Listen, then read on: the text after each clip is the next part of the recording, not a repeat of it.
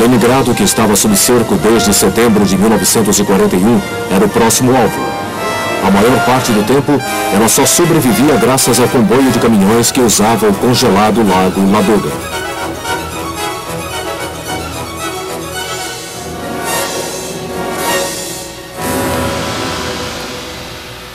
Em 10 de janeiro de 1944, o Exército Vermelho atacava.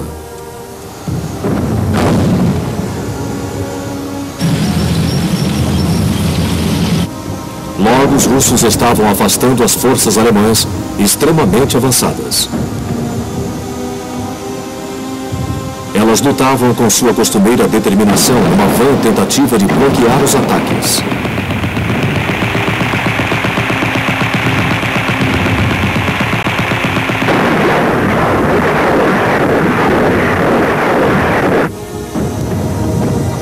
Depois de 2 semanas lutando, os alemães tinham sido empurrados para além do limite da artilharia de Leningrado.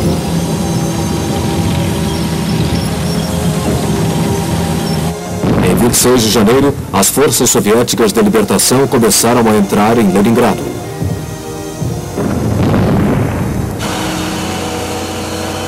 O cerco, que havia durado 900 dias, foi o mais longo da Segunda Grande Guerra. Aqueles primeiros cidadãos que tinham sido retirados, agora podiam finalmente retornar para suas casas, se elas ainda estivessem de pé.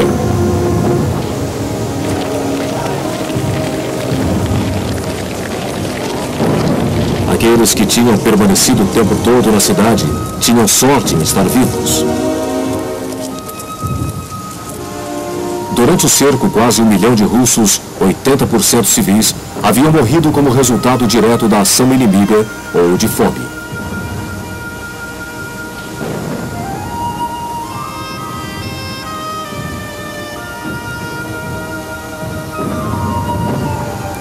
Mas não havia tempo para celebrar a libertação de Leningrado.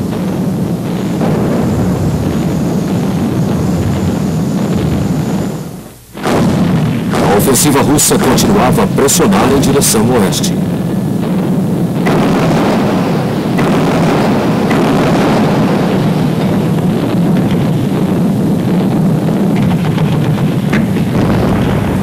Mais e mais exércitos soviéticos empenhavam-se e o terreno ocupado aumentou para 400 quilômetros.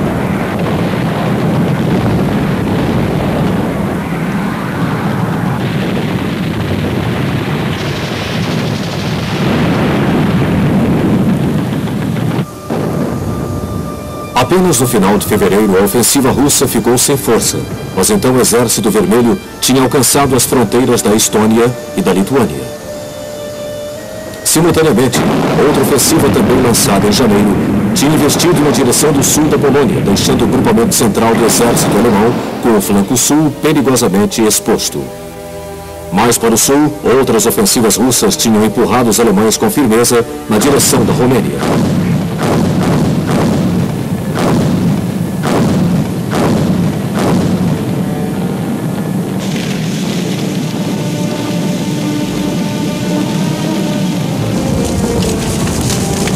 Durante essas ofensivas de inverno, os russos descobriram que a cavalaria cosaca era surpreendentemente útil.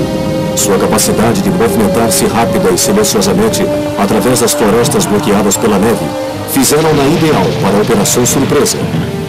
Os cossacos também podiam lutar a pé.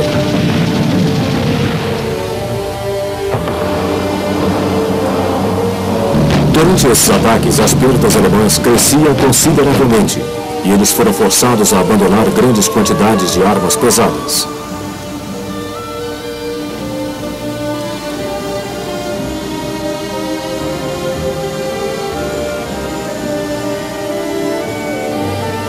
Os romenos que lutaram junto com os alemães na Rússia começaram a perceber que seu país estava sob uma ameaça soviética direta.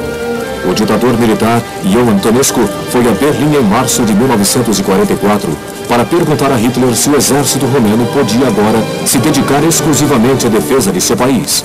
Hitler concordou com o pedido.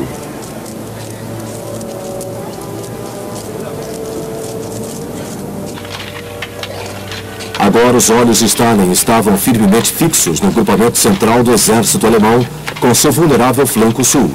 determinado a destruí-lo, fez com que seu ataque coincidisse com a travessia anglo-americana do Canal para a invasão da França. 1.250.000 homens apoiados por mais de 4.000 tanques e armas de assalto, aproximadamente 25.000 canhões, sistemas de lança-foguetes múltiplos, morteiros pesados e quase 5.300 aviões foram usados nesse ataque.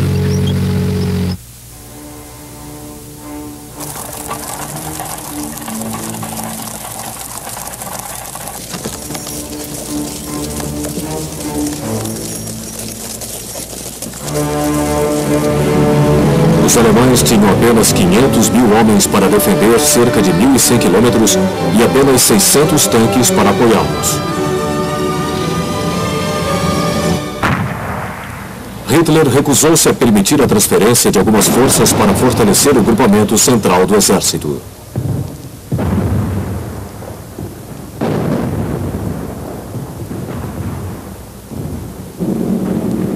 Com menos de 1/6 da força aérea russa, os alemães eram incapazes de fazer um reconhecimento aéreo.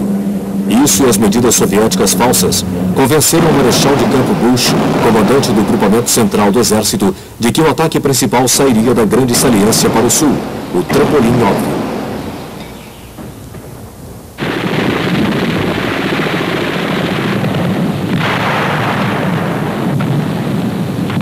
Como uma preliminar e também como parte dos planos de dissimulação, em 10 de junho, os russos atacaram os finlandeses, agora isolados ao norte de Leningrado.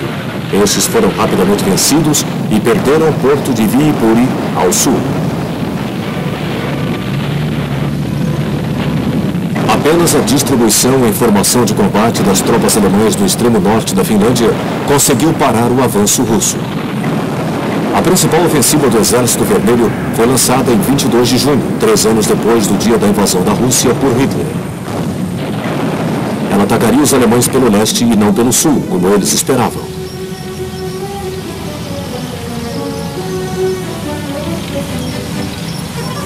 Em 6 dias, o coração do grupamento central do exército tinha sido aberto. Hitler substituiu Bush pelo linha dura Walter Model, mas ele foi incapaz de diminuir o avanço russo.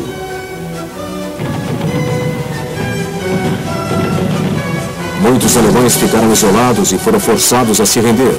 Milhares morreram.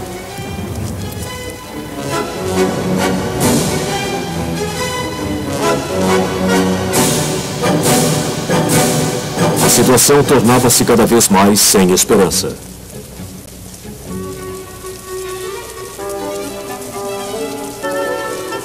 No mês de julho, as forças soviéticas continuavam a pressionar, cruzando a fronteira russo-polonesa de 1939, no dia 30.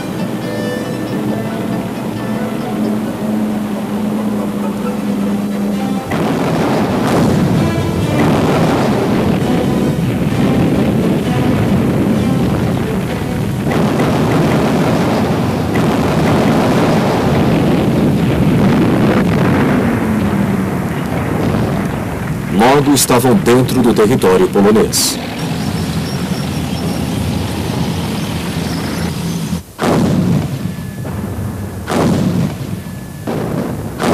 No final de julho, o Exército Vermelho se encaminhou para o rio Vístula, do outro lado de Varsóvia, a capital polonesa. O grupamento central do exército alemão tinha sofrido 350.000 baixas e perdido milhares de canhões e tanques.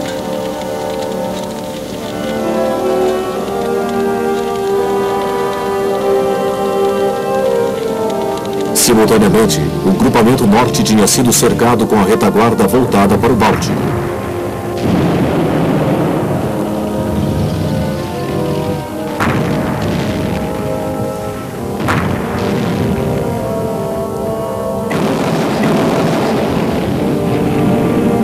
Os alemães se defendiam desesperadamente para evitar que fossem levados para o mar.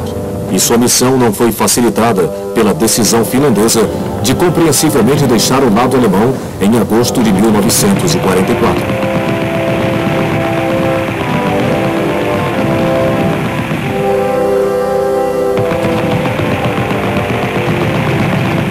No extremo sul, os russos entraram na Romênia em 20 de agosto.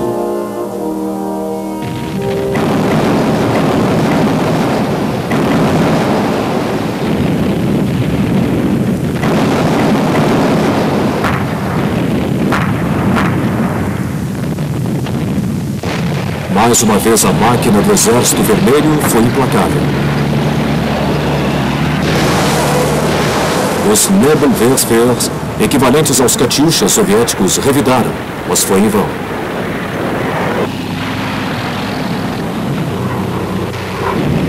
Depois de 3 dias de luta, a Romênia rendeu-se confiante de que os alemães a defenderiam.